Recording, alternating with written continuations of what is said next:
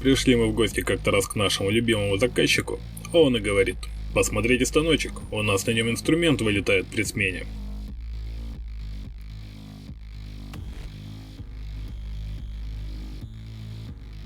Смотрим, и правда вылетает.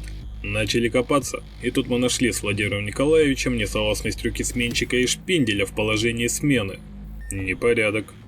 Проверили согласность трюки с ячейкой магазина, а тут все отлично. Понятно. Необходимо скорректировать положение всего узла автоматической смены инструмента.